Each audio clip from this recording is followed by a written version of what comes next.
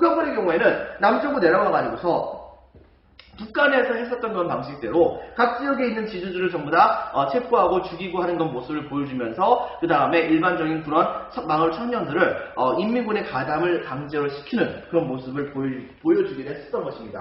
자, 이렇게 해가지고서 그렇게 해서 늘어났던 그런 북한군은 계속해서 이제 이 부산 지역만 점령하게 된다고 한다면 이때 당시에 우리나라를 통일하게 되는 것이니까 열심히 이쪽에다가 모든 화력을 집중하는 모습을 보여줬던 것이에요. 하지만 그럼에도 불구하고 당시에 거의 유일하게 북한을 압도하는 그런 군대가 있었습니다. 그것은 바로 뭐냐면 공군이었었어요. 공군의 경우에는 유엔의 그런 지원을 받아가지고서 특히 이제 그 중에서 미국의 지원을 받아가지고서 엄청나게 많은 그런 이 공군들이 떠가지고 당시에 밀려 내려오고 있었던 그런 북한군을 향해서 무차별적으로 막 폭격을 가했던 것이죠.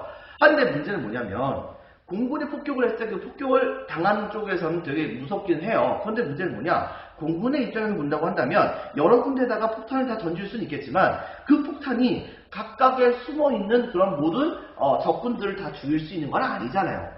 이렇게 하다 보니까는 이때 당시에 공군이 폭격을 했다고 하더라도 육지의 군대로 그들을 같이 쓸어버리는 모습을 보여줘야 되는 건데 이때 당시에 한국군과 그 다음에 유엔군의 그런 강점은 공군뿐이지 육군은 완전히 이때 당시에 북한군에게 밀리다 보니까는 바로 제대로 된 대응을 할 수 있는 상황이 아니었습니다. 드디어 남쪽으로 낙동강 방어선까지 도망가게 되었었고 우리나라는 드디어 이제 수도를 임시 수도로 부산을 정해놓고 거기에서 이제 활약을 하는 모습을 보여줬던 것이죠. 유엔군 파병 결의. 자, 그러면서 이제 이른바 이제 치열한 낙동강 방어선을 중심으로 한 그런 치열한 전투가 벌어지게 됩니다. 자, 그런데 이런 상황에서 드디어 유엔군이 파견돼가지고 제대로 와서 이제는 이제 메가더가 이제 세계 제2차 대전의 영웅이었었죠. 이 메가더가 바로 유엔군 총사령관으로 우리나라 딱 들어오게 됩니다. 들어가가지고서 나름대로 활약을 하려고 했는데 문제는 뭐냐? 아무리 비행기가 많이 떠도 비행기의 폭탄으로 사람들을 죽일 수 없는 그런 창문 같은 것을 이 당시에 이 낙동강 근처로 이 북한군이 잔뜩 만들어 놓다 보니까 이 전선을 제대로 뚫을 수 있는 상황이 못 된 거예요. 여러분들. 거기다 플러스 이때 당시에 이 뭐라고 할까? 연합군은 국군과 같이 이 낙동강 방어선을 열심히 지키는 것이 이때 당시에 우리나라의 정부를 그래도 지킬 수 있는 상황이다 보니까 처음엔 정말 이 낙동강 방어선을 지키는데 급급했습니다. 그렇긴 한데 시간이 흘러갈수록 유엔군이 점점 더 많이 오게 되잖아요. 이렇게 되다 보니까 드디어 좀 여유가 생겼어요. 그런데 이렇게 된다고 한다면 바로 어떻게 이 북한군의 방어선을 뚫어가지고서 북진을 할 수 있을까? 그래서 북한군을 물러나게 할 수 있을까? 공군이 생각하던 메가더 장군은 당시에 한 가지 기발한 꾀를 내게 돼요. 즉 당시에 이 방어선을 계속해서 공격하고 있는 그런 북한군을 잘 나가내면서도 나머지 군대를 동원해가지고서 갑작스럽게 북한군의 허리를 딱 끊어버린다. 그렇다고 한다면 북한군이 여기에 대해서 이제 북쪽에서부터 계속해서 보급을 받지 못하게 되다 보니까 바로 자연스럽게 패배할 수밖에 없지 않겠는가라고 하는 그런 생각을 하게 됐던 것이죠. 근데 북한도 나름대로는 준비했었어요.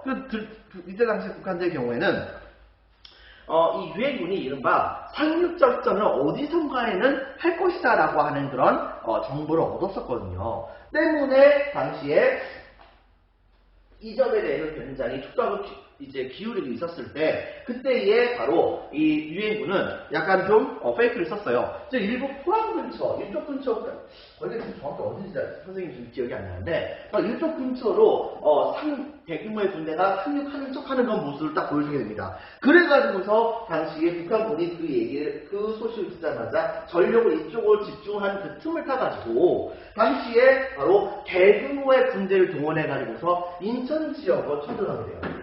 인천 지역을 딱 쳐들어가게 되니까 그때 당시에 이 북한의 경우에는 유엔군이 여기에 상륙하는 줄 알고 여기에만 집중하고 있었는데 인천에 딱 도착하는 그 순간 완전히 허를 찔려버리게 된 거죠. 결과는 어떻게 벌어졌느냐? 이때 당시에 인천 상륙작전이 펼쳐지게 되면서 사실상 이제 인천 지역은 썰물 때가 문제가 되는 것이 좀 있지 않습니까? 썰물 때는 바닷물이 밀려가게 된다고 한다면 배들이 제대로 상륙을 하지 못하잖아요. 바로 이런 식의 문제가 있기 때문에 사실 이 인천 상륙작전은 시간 같은 것을 되게 잘 따져가지고서 하늘이 좀 도움을 받고 뭐 이런 것들이 좀 있었어야 됐던 상황입니다. 그런데 뭐 말은 그렇대요. 1000분의 1 정도에 해당하는 그런 성공률을 이제 보여주고 있었던 이 상륙작전이 결과적으로 메가더 장군의 그런 이제 기지를 통해 가지고서 결과적으로 성공을 거두게 됩니다. 그렇게 되면서 이 인천 상륙작전을 딱 펼치게 되자 당시에 이쪽으로 내려가 있었던 북한군을 향해 가지고서 많은 양에 해당하는 전쟁 군수물자를 보내주고 있었던 북한 쪽은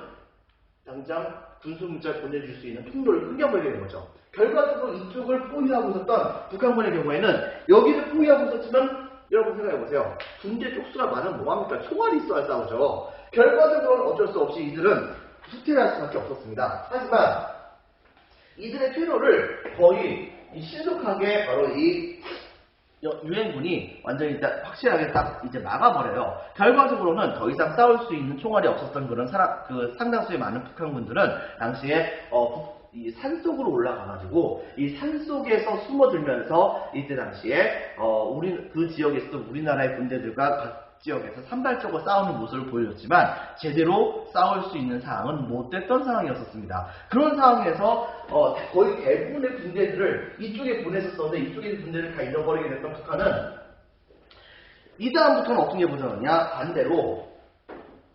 반대로 이제 유엔군과 이제 한국군이 같이 연합을 해가지고서 북쪽으로 올라가게 됩니다. 북쪽으로 딱 올라가게 되자 각 지역에서 나름대로 산발적으로 이제 이들에게 치열하게 싸움을 벌이면서 그러면서 북쪽으로 후퇴를 했었지만요. 혼자만의 힘으로 도무지 될 수 있는 상황이 안 됐던 거예요. 자, 이런 상황이 되었을 때 순식간에 서울은 이제 당연히 수복을 했죠. 수복을 하고 인천상륙작전 전통해가지고서 서울 수복을 하고 그렇게 한 다음에 드디어 이 군대는 압록강 근처까지 가게 되는데 이미 이전서부터 갑자기 미국을 향해 가지고서 연합군을 향해 가지고서 계속해서 경고를 보내고 있었던 건 나라가 있었습니다. 거기가 바로 어디냐면은 바로 중국 본토를 통일했었던 중공이었었어요.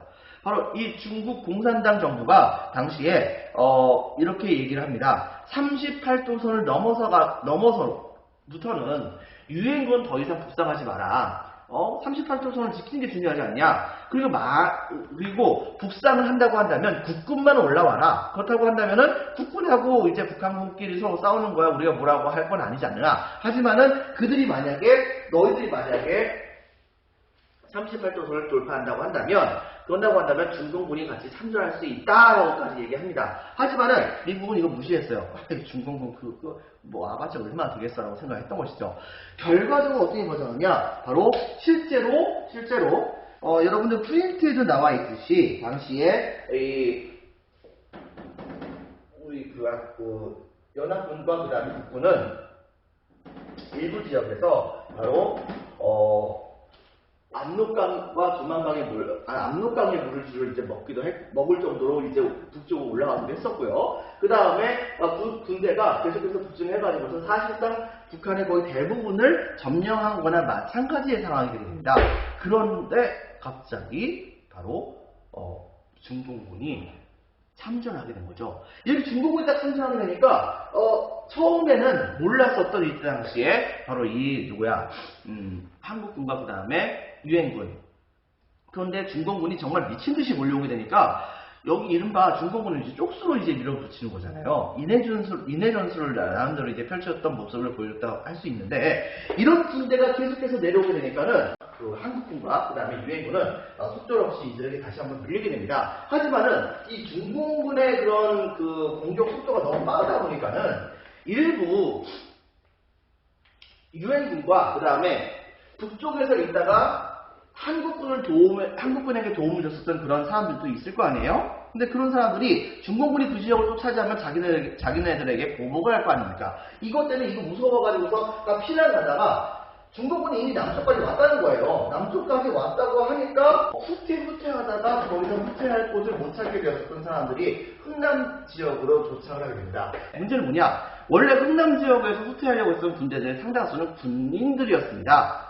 일반 양민들이 아니었단 말이에요. 그런데 일반 양민들이 잔뜩 몰려와가지고 일반 백성들이 몰려와가지고 우리들은 태워주세요 막 이렇게 얘기하고 있으니까 당시에 우리나라의 그런 한 장교가 이때 당시에 이 후퇴를 결정하고 있는 이 유엔군 장교에게 가가지고서 제발 우리 백성들을 꼭 좀 태워달라라고 요청을 했고 거기에 이제 그 민족을 살아가는 마음에 감동을 받았었던 미군의 그런 총대장이 바로 각각의 모든 군함에 있었던 많은 그런 뭐라고 할까 그 여러 가지 전쟁 무기 이런 것들 다 갖다 버리고 바다 물속에다 다 빠뜨려 버리고 대신에 바로 이제 백성들을 우리 일반 평민 백성들을 민중들을 전부 다 태우라고 명령을 내립니다. 그래가지고서 거의 기적적으로 간신히 탈출하게 돼요. 근데 이것이 바로 그 유명한 흥남철수라고 하거든요. 이 중공군이 개입했었던 이 사건을 일컬어서 우리 이제 일사후퇴라고 얘기하고요. 그런데 이 과정 중에서 또 우리나라가 서울을 뺏기게 됩니다. 서울을 뺏기게 돼가지고서 다시 한번 계속해서 밀려나가는 것 같은 건 모습을 보여지게 됐었지만 드디어 겨울철이 지나고 나서 이 연합군이 남한도 이제 정신을 차리게 됐어요. 남한도 중공군이 어떻게 싸우는지 이런 것을 좀 알게 된 거예요. 그래가지고서 몇 번의 대공세가 있었으나 이른바 유엔군과 한국군은 같이 연합을 해가지고서 다시 한번 치열하게 북진을 하게 되었고 그 결과 다시금 서울을 찾게 됩니다. 자, 다시금 서울 지역을 되찾게 되면서 그러면서 간신히 이 정도의 위치에 해당하는 즉, 자 38도선은 실제로는 한 이 정도의 위치하긴 하는데 그냥 원래 지금 여기 울릉도 도전 이쪽에 있죠. 자 38도선이 여기에 위치하긴 하는데 문제는 뭐가 있었냐면 바로 38도선 그러니까 경기도 쪽으로서는 원래 개성도 이제 38도선 밑이기 때문에 원래 우리나라 땅이 있었어요. 그런데 38도선 밑에 쪽으로서는 유엔군이 좀 많이 밀리긴 했는데 강원도 쪽으로서는 오히려 더 많이 올라가게 됩니다. 이렇게 되면서 그러면서 전투가 이제 지지부진하게 되는 건 상황이 벌이게 되자 한동안 이때 당시에 전쟁을 계속해서 벌이고 있었던 바로 유엔군과 그 다음에 중공군은 더 이상은 싸울 수가 없겠다라고 생각을 해가지고 드디어 이제 휴전 협상을 벌이게 됩니다. 근데 이제 문제는 뭐냐면 휴전 협상을 벌일 때에 조금이라도 더 많은 땅을 가져야겠다는 생각을 했던 거예요. 그래가지고서 당시에 이 각각의 여러 개의 산들을 중심으로 해가지고 이제 이른바 그 특정 산들을 계속해서 서로 간에 치열하게 뺏기는 그런 이른바 고지전이라고 하는 전투가 계속해서 벌어지게 됩니다. 각 지역에서는요. 이렇게 전투가 계속해서 벌어지고 있다가 그러다가 드디어 이제 결정의 시간이 다가오게 됐는데 이 전투가 거의 한 3년 동안 일어났거든요. 문제는 우리나라는 이 전쟁이 중단되는 것을 원한 건 아니었어요. 왜냐하면 이승만 같은 경우에는 실제로 본다고 했을 때 어차피 이렇게 사람들이 많이 죽게 되는 상황이 벌어지게 됐다고 한다면 그런다고 한다면은 바로 우리나라는 이제 뭐라고 할까 통일을 반드시 해야 되는 것이 맞지 않겠는가 생각했던 측면이 있었던 것이죠. 그런데 처음에 중공군에 진입을 했을 때 메가더 장군의 경우에는 유엔군 총사관이었었던 메가더 장군의 경우에는 중공군이 개입을 하게 되자 아예 핵폭탄을 바로 중국 진영에다가 빵빵빵 이렇게 떨어뜨려가지고서 이쪽으로 계속해서 공급이 되고 있었던 중국군을 애당시에다 막아버린 다음에 그 다음에 이 지역을 다 장악을 하는 것이 어떻게 하는가 생각을 해가지고 실제로 이것을 추진하려고 했어요. 그런데 핵폭탄의 문제가 되게 심각하지 않습니까?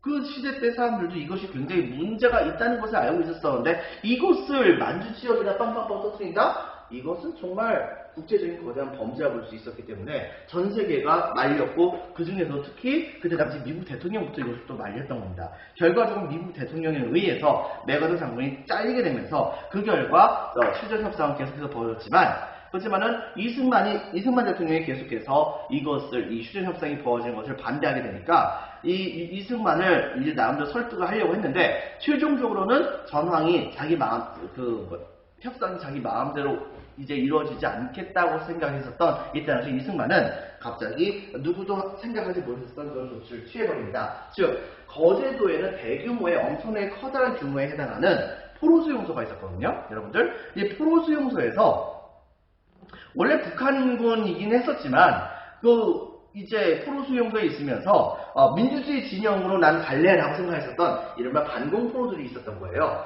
이들을 원래 북한군은 일괄적으로 이 포로들을 북한군에 있던 사람들 북한으로 보내고 그 다음에 남한의 군대였었던 사람들 중에 남한으로 그냥 보내자라고 얘기했었거든요. 여러분들. 자, 그랬었는데 갑자기 이때 당시에 이 이승만이 휘하 국군에게 명령을 내려가지고 거제도에 있었던 포로수용소에서 잡혔었던 반공 포로들을 그들의 자유의사에 따라서 갈 곳을 정하게 하자라고 하는 건 명목하에 갑작스럽게 그들을 이제 풀어주는 그런 조치를 딱 취해버립니다. 북한군과 그 다음에 중공군의 입장에서는 이것은 자기네들에게 전혀 바로 얘기도 하지 않은 상태에서 그렇게 풀어주게 된 것이니까 정말 열받을만 하죠. 상황이 굉장히 심각해지게 되고 다시 한번 거대한 전쟁이 다시 한번 더 벌어질 수 있을 것 같은 상황이었었으나 문제는 뭐냐, 유엔군도 마찬가지고 중국군도 마찬가지고 북한군도 마찬가지고 다 지쳤어요. 그러다 보니까 그냥 그것은 그대로 인정하고 대신에 미국은 이승만 당신이 생각을 했을 때 북한군이 그렇게 무섭다고 생각을 해가지고 남한을 바로 미국이 확실하게 보호해주기를 원한다고 생각을 하니 약속을 해주겠다. 우리 바로 미국은 반드시 한국을 지켜주겠다. 대신에 이번에 휴전협상을 이제 통과시켜달라라고 하는 요구사항을 하게 됩니다. 그 결과 바로 이승만의 승낙을 얻게 되면서 53년 7월에 가서야 휴전협정이 바로 이제 통과가 되게 됩니다. 그러면서 전쟁이 중단되었다 볼 수 있겠죠.